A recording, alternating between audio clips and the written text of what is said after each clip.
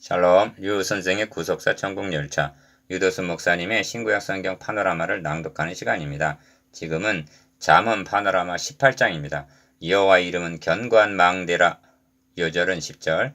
여호와 이름은 견고한 망대라. 의인은 그리로 달려가서 안전함을 얻느니라.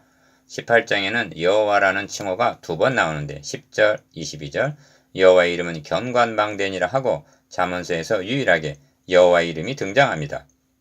10절 여호와의 이름이라는 표현이 비슷한 듯하지만 여호와의 이름이라 함은 하나님의 신성과 명예와 권위를 나타내는 것으로 더 깊은 뜻이 있습니다. 본장은 이를 염두에 두고 상고함이 마땅합니다. 도표 1. 견고한 망대이신 여호와의 이름 1.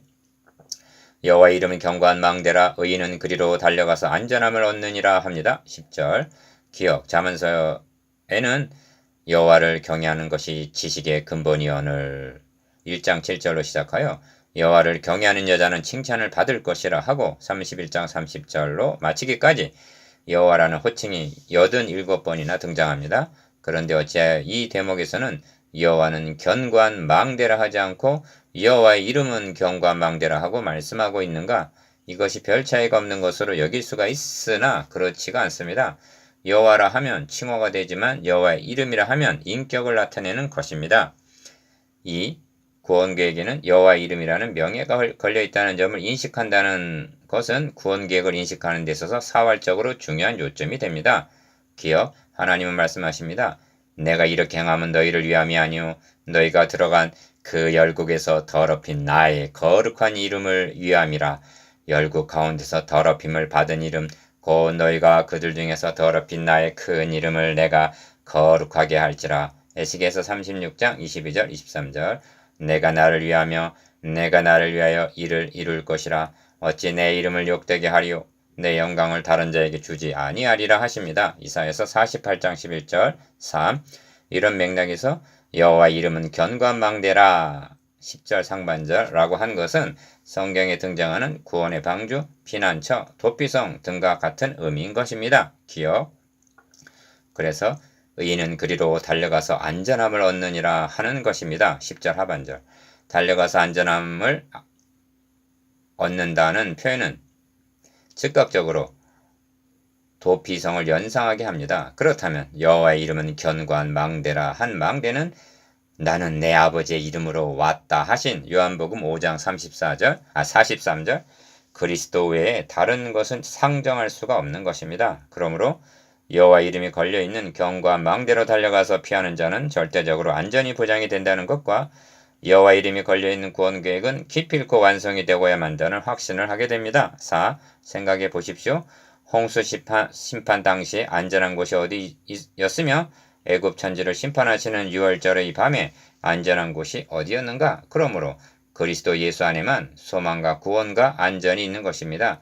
주는 나의 피난처시오 원수를 피하는 견고한 망대 시민이다 합니다. 시편 61편 13절 5. 그런데 불신자들은 무엇으로 견고한 성을 삼고 있는가? 부자의 재물은 그의 견고한 성이라 그가 높은 성벽같이 여기느니라 한 11절 재물입니다. 이는 여호와의 이름은 견고한 망대라 한 것과 대조되는 의미에서 한 말씀입니다. 6. 사람의 심령은 그 병을 능히 이기려니와 심령이 상하면 그것을 누가 일으키겠느냐 합니다. 14절 기억. 이 말씀에는 심령과 육체가 대조되어 있는데 보다 중요한 것은 영혼임을 나타냅니다. 물질도 필요하고 육체의 건강도 소중합니다. 그러나 만일 심령이 상하면 건강도 재물도 모든 것을 잃게 된다는 뜻입니다. 주님이 말씀하신 대로 온 천하를 얻었다 하여도 생명을 잃으면 그것을 무엇으로 일으키겠느냐 하는 것입니다. 니은 사람의 마음의 교만은 멸망의 선봉이요 겸손은 존귀의 앞잡이니라 하십니다. 12절 구원계획에는 견고한 망대이신 여호와 이름이 걸려있다는 점을 잊지 마십시다. 신약성경은 이는 하나님이 거짓말을 하실 수 없는 이 두 가지 변치 못할 사실을 인하여 앞에 있는 소망을 얻으려고 피하여 가는 우리로 큰 안위를 받게 하려 하심이라 하고 말씀합니다.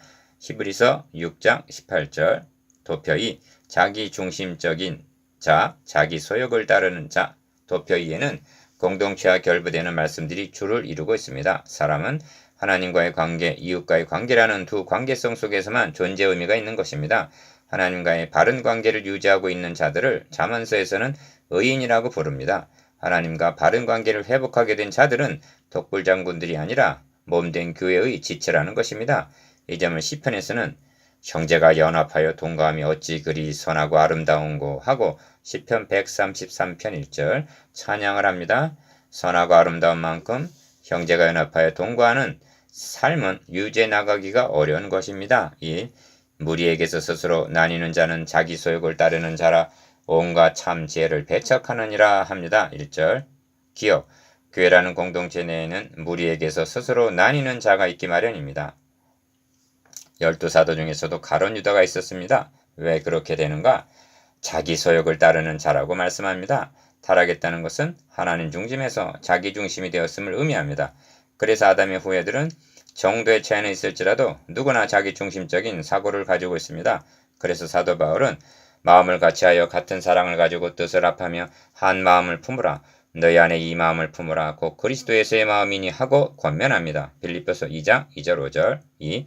하나님의 역사는 하나 되게 하시고 세우려 하시는데 나뉘는 자는 결국 파괴하는 역사가 됩니다. 그래서 온갖 참 지혜를 배척하느니라 하는 것입니다. 1절 하반절 이어지는 말씀을 보십시오. 기억 미라는 자는 명철을 기뻐하지 아니하고 자기의 의사를 드러내기만 기뻐하느니라 합니다. 2절 자기만이 옳은 양 자기 주장을 내세우는 자는 스스로는 지혜 있는 자로 여길지라도 실상은 미련한 자라 합니다.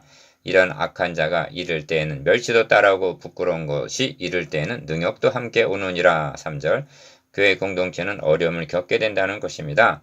3. 명철한 자의 마음은 지식을 얻고 지혜로운 자의 귀는 지식을 구하느니라 합니다. 15절 기억 이 말씀을 3절과 결부해서 생각해 본다면 악한 자와 명철한 자의 대조가 됩니다. 어떠한 차이인가? 자기의 의사를 드러내기만 기뻐하는 것과 2절 명철한 자의 마음은 지식을 얻고 지식을 구한다, 즉 배우기를 원한다는 차이입니다. 4. 선물은 그 사람의 길을 너그럽게 하며 또 존귀한 자의 앞으로 그를 인도하느니라 하는데 16절 여기서 말씀하는 선물은 17장 8절 23절에서 말씀한 뇌물과는 전혀 다른 것입니다. 기억 예수 그리스도는 하나님의 선물입니다. 그리고 한 번 죄를 위하여 죽으사 의인으로서 불의한 자를 대신하신 것은 이는 우리를 하나님 앞으로 인도하려 하심이라 합니다. 베드로전서 3장 18절 다시 말하면 우리를 존귀한 자 앞으로 인도하기 위해서입니다. 주님께서 승천하시면서 목사와 교사 등 말씀의 사역자들을 교회에 선물로 주신 목적도 에베소서 4장 8절에서 11절 성도들을 존귀한 자 앞으로 인도하기 위해서인 것입니다. 5. 송사의 원고의 말이 바른 것 같으나 그 피고가 와서 밝히느니라 한 17절 말씀은 교회 공동체를 치료함에 있어서 아무 일도 편벽되이 하지 말며 한 디모데전서 5장 21절 말씀을 생각하게 합니다. 기억 그리고 노엽게 한 형제와 화목하기가 견고한 성을 취하기보다 어려운즉 이러한 다툼은 산성 문빗장 같으니라 19절 라고 한 말씀은 공동체의 화목을 파괴하기는 쉬우나 이를 회복하는 화목의 역사가 얼마나 어려운 것인가를 나타냅니다.